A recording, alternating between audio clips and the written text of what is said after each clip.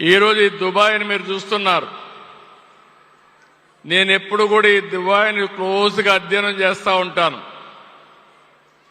ఇక్కడంతా కూడా ఎడారి, నీళ్లు కూడా లేవు, వర్షాలు కూడా పడడం లేదు.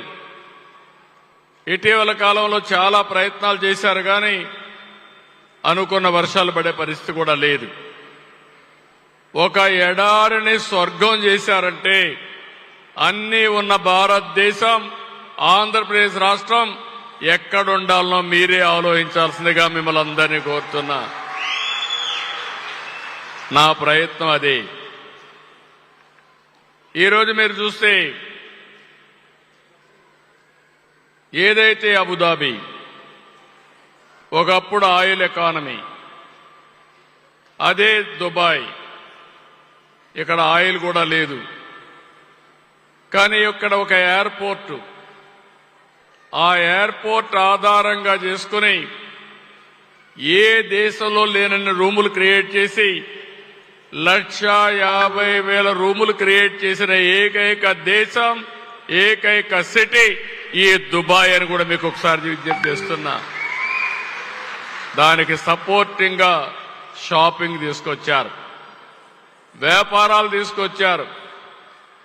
ఇది ఎందుకు మీకు అందరికీ చెప్తున్నారంటే, ఒకప్పుడు ఈ ప్రాంతం కూడా మోస్ట్ బ్యాక్వర్డ్ ప్రాంతం. ఈరోజు అంచెలంచెలుగా నేను చూశాను, నాయకత్వాన్ని చూస్తున్నాను. ఆ నాయకత్వం కూడా ఎంత సమర్థవంతంగా పనిచేస్తున్నారంటే, లీడర్స్ కావాలంటే ప్రపంచంలో ఉండే లీడర్స్ని తీసుకొస్తున్నారు, పాలసీలు మాత్రం వాళ్ళు క్రియేట్ చేస్తున్నారు. వెల్త్ క్రియేషన్ లో నెంబర్ 1 అయ్యే పరిస్థితికి వచ్చారు. ఈ రోజు మీరు ఒక్కసారి చూసినప్పుడు ఏదైనా సరే సాధ్యం.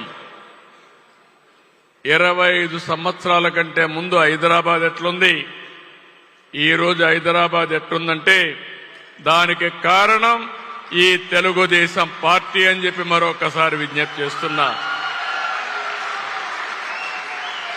ఆ రోజు మనం చేసిన పని మైక్రోసాఫ్ట్ హైదరాబాద్ తీసుకొచ్చాం. దాంతో దశ మారింది. ఈ రోజు మీరు చూస్తే